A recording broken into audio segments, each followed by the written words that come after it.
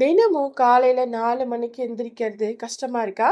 ஆனா, தினமும் அதிகாலை 4 மணிக்கு நீங்க சொல்லப் போற இந்த ஒரு வார்த்தை, உங்களோட மொத்த வாழ்க்கையும், உங்களோட கடன் பிரச்சனையையும் தலைகீழா மாற்றப் போகுதுன்னு சொன்னா நம்புவீங்களா?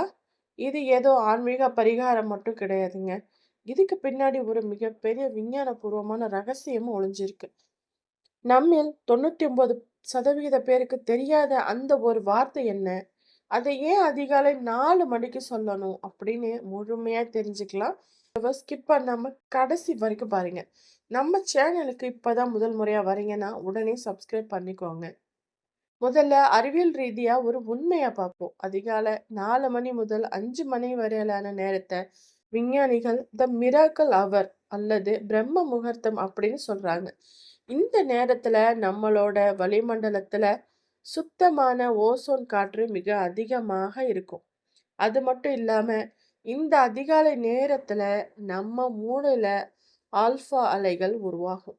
இந்த ஆல்ஃபா அலைகள் இருக்கும்போது, நீங்க எதை ஆழமா நினைக்கிறீங்களோ, எதை வாய் விட்டு சொல்றீங்களோ, அது உங்களோட ஆழ் மனசுல நேரடியா பதிஞ்சிடும்.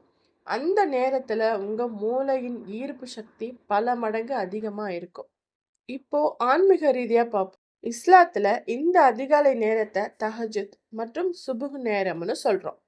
நபிகள் நாயகம் ஸல்லல்லாஹு அலைஹி வஸல்லம் அவங்க கூறியிருக்காங்க, ஒவ்வொரு இரவின் கடைசி பகுதியில் நம் இறைவன் கீழ்வானத்திற்கு இறங்கி வந்து என்னிடம் யாராவது துவா செய்றாங்களா, அதை நான் அங்கீகரிக்கிறேன். யாராவது வாழ்வாதாரம் கேட்கிறாங்களா, அதை நான் வழங்குகிறேன் என்று கேட்கிறான். விஞ்ஞானம் சொல்லும் அந்த ஆல்பா அலைகள் வீசும் நேரத்தில் உலகை ஆளும் இறைவன் நமக்கு மிக அருகில் இருக்கும் அந்த பொன்னான நேரத்தில் நீங்க சொல்ல வேண்டிய அந்த ஒரு சக்தி வாய்ந்த வார்த்தை யா ரஸாக். யா ரஸாக்கு அப்படின்னா வாழ்வாதாரத்தை அள்ளி வழங்குபவனே என்று அர்த்தம். இப்போ இதை எப்படி ஓதணும்னு பார்க்கலாம். அதிகாலை 4 மணிக்கு எழுந்து உழு செய்துவிட்டு அமைதியாக ஒரு இடத்துல அமர்ந்து கொள்ளுங்க. உங்க மனதில் எந்த விதமான பேராசையும் இல்லாமல் முழு நம்பிக்கையோட ய ரஸாக்கு என்ற வார்த்தையை 100 முறை ஓதுங்கள். இதை ஓதி முடித்தவுடன் வெறும் 1 நிமிடம் ஒதுக்கி 10 முறை அஸ்தஃபிருல்லா என்ற இஸ்திகஃபர் செய்யுங்கள்.